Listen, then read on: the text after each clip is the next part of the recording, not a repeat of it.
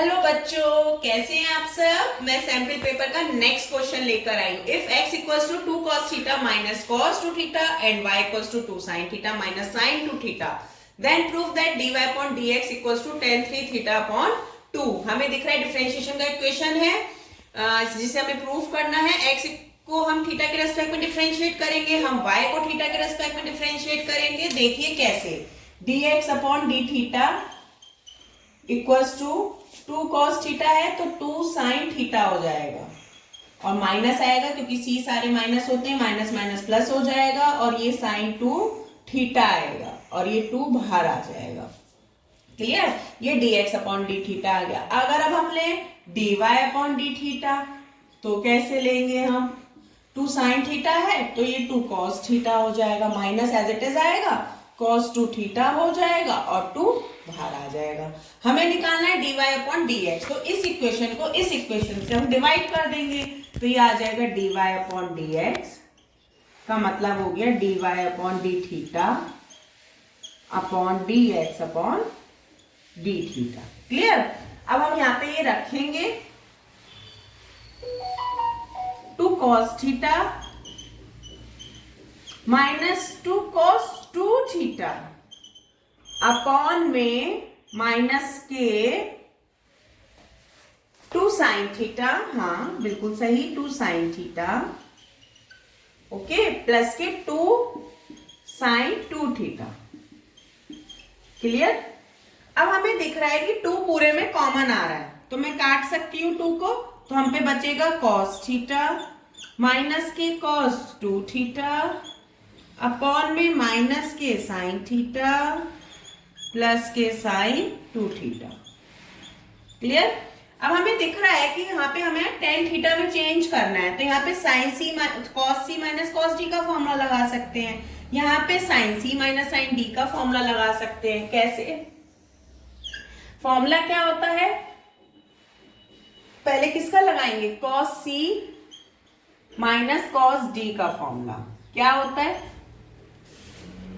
cos c minus cos d में दोनों sine आते हैं, 2 times sine c plus d by 2 sine c minus d by 2। Clear, upon में आएगा क्या, sine c minus sine d।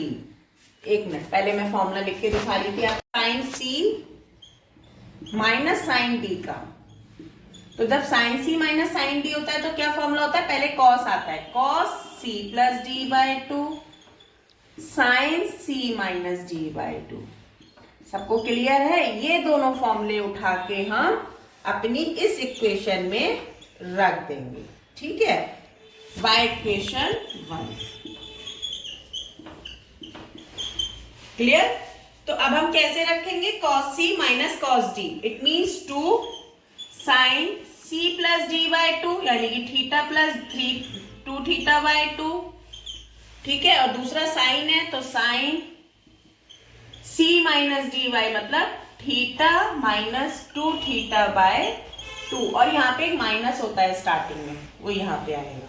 Clear है, upon में क्या आएगा, ये आएगा 2 आएगा, कॉस आएगा और थीटा प्लस 2 थीटा बाय 2 आएगा और साइन आएगा थीटा माइनस 2 थीटा बाय 2 आएगा।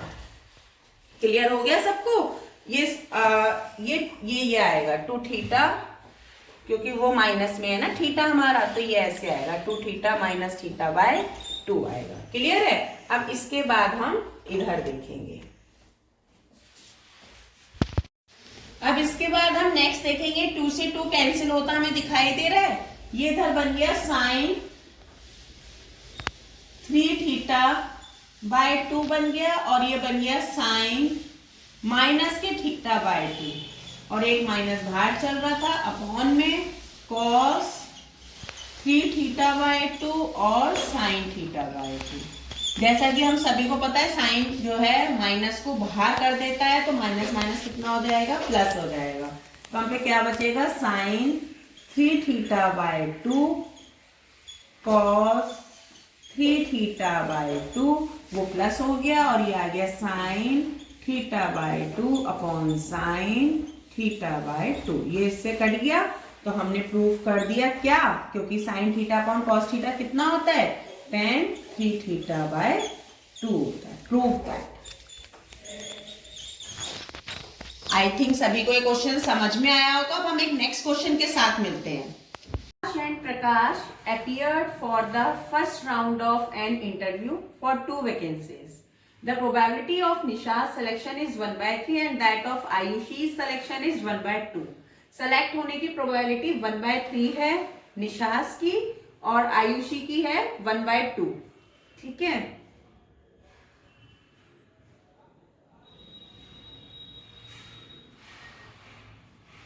नेक्स्ट है, इसमें पार्ट दिया है, find the probability that of them are selected, both of them, मतलब ये कहा जा रहा है दोनों ही सेलेक्टेड है।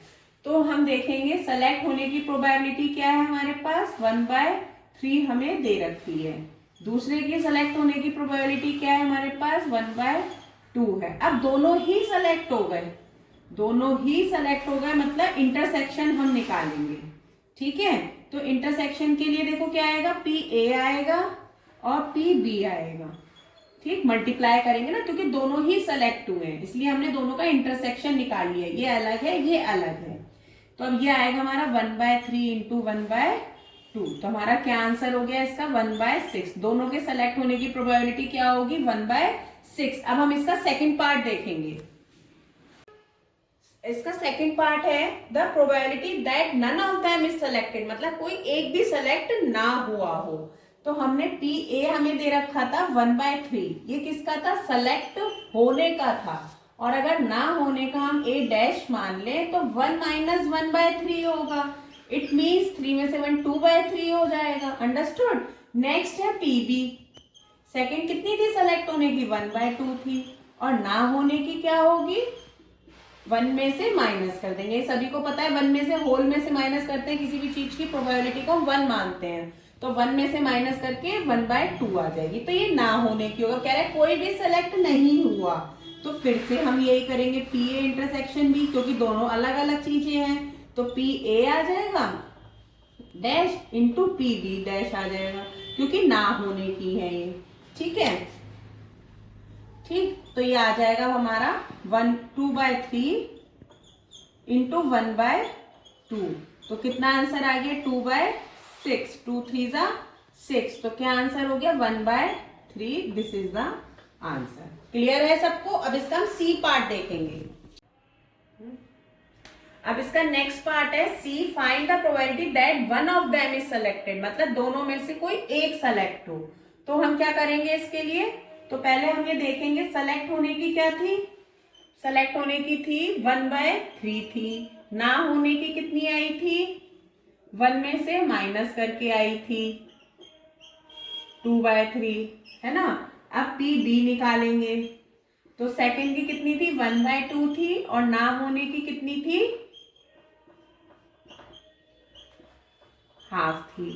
अब वो कह रहा है कोई एक सेलेक्ट होगा, तो हमने माना PA सेलेक्ट हो गया, लेकिन PB सेलेक्ट नहीं हुआ।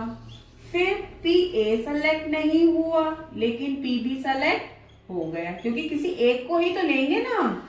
ठीक है, तो हम कैसे लेंगे, PA कितना है हमारे पास, 1/3 है, B डैश कितना है हमारे पास, 1/2 है, PA डैश कितना है हमारे पास, 2/3 है, और B कितना है हमारे पास, 1/2 है। अब हम इसे सॉल्व कर लेंगे। 6 एलसीएम हमारा 1 + 2 यानी कि 3/6 यानी कि 1/2। किसी एक के सेलेक्ट होने की हमारी क्या आ गई प्रोबेबिलिटी, 1/2 की आधी आधी होगी, या तो ये सेलेक्ट होगा या तो वो सेलेक्ट होगा। हम इसका D पार्ट देखेंगे। नेक्स्ट पार्ट है ये, find the probability that at least one of them is selected. At least word आ गया, मतलब कि कम से कम एक जना तो सेलेक्टेड हो। तो उसके लिए हम क्या करते हैं, जैसे हमने माना PA सेलेक्ट हो गया, लेकिन PB सेलेक्ट नहीं हुआ, क्योंकि कम से कम एक कह रहा है सेलेक्ट होने को, तो एक तो हो गई। या फिर PA सेलेक्ट नहीं हुआ, PB सेलेक्ट हो गया, और अब कम से कम एक कह रहा था ना, तो यहाँ पे वो बात पूरी हो गई। अब दोनों भी तो हो सकते हैं कि दोनों ही लोग सेलेक्ट हो गए। ठीक है, तो अब पी ए के सेलेक्ट होने की क्या थी 1/3 थी, ना होने की क्या थी पी बी के 1/2 थी, पी ए डैश के सेलेक्ट ना होने की क्या थी 2/3 थी, पी बी के सेलेक्ट होने की 1/2 थी, और दोनों के सेलेक्ट होने की 1/3 इंटू 1/2 थी। ठीक है, हमें दिख रहा है 6 एलसीएम है इसका, तो ये 3 प्लस का 2 प्लस का 1, सॉरी 3 नहीं है, ये 1 आएगा, 3 क्यों आएगा, ये 1 आएगा, तो 2 और 1 3 और 1 4, 4/6, 2 2 जा 4, 2 3 जा 6, एटलीस्ट 1 होने की प्रोबेबिलिटी क्या आ गई 2/3, यही इसका आंसर है। अब हम एक क्वेश्चन के साथ और मिलते हैं। अभी इक्वेशन हमें दिख रही है, इसे हमें सॉल्व करना है, लेकिन पहले इसे हमें होमोजीनियस बनाना पड़ेगा। वो इसलिए यहाँ पे x और y देखो एक साथ आ रहे हैं, यहाँ पे एक साथ आ रहे हैं, तो हमें थोड़ा सेपरेशन करना पड़ेगा। ठीक है, तो ये देखो आपका कैसे होगा, ये dy/dx को तो आप ऐसे ही रहने दो, ठीक है, और यहाँ पे ये y/x हो जाएगा। ठीक है, और ये log की प्रॉपर्टी लग जाएगी इतने में, log y minus log x है, तो इसे आप कैसे लिख सकते हैं, log y/x लिख सकते हैं, प्लस 1 लिख सकते हैं। क्लियर है यहाँ तक? अब हमें पता है y इज इक्वल टू हम vx लेट कर लेंगे, क्योंकि अब हमारी इक्वेशन की कैसी बन गई, होमोजीनियस बन गई, तो इसे सॉल्व करने के लिए हमें इस तरीके से लिख लेते हैं। अब dy/dx होमोजीनियस जब इक्वेशन होती है तो हम लेट कर लेते हैं y is equal to vx, तो dy/dx, और ये क्या बन जाएगा v बन जाएगा, प्लस करेंगे इसको हम, क्योंकि अभी हमने x का करा था, अब हम v का करेंगे, तो ये बन जाएगा dv/dx और x। ठीक है, x एज इट इज आएगा, फर्स्ट फंक्शन और सेकंड फंक्शन मान के कर रहे हैं ना, फर्स्ट फंक्शन और सेकंड फंक्शन मान के इसको हमने डिफरेंशिएट कर लिया। अब ये dy/dx की वैल्यू उठा के हम यहाँ रख देंगे, तो कितना आ जाएगा v प्लस, ये यहाँ पे रख दी हमने, v प्लस dv/dx, और ये x इक्वल्स टू, यहाँ से v इक्वल्स टू तुम क्या ले सकते हो, y/x ले सकते हो या नहीं, तो यहाँ पे मैंने y/x की जगह क्या रख दिया, v रख दिया, log v रख दिया, प्लस 1 रख दिया। क्लियर है?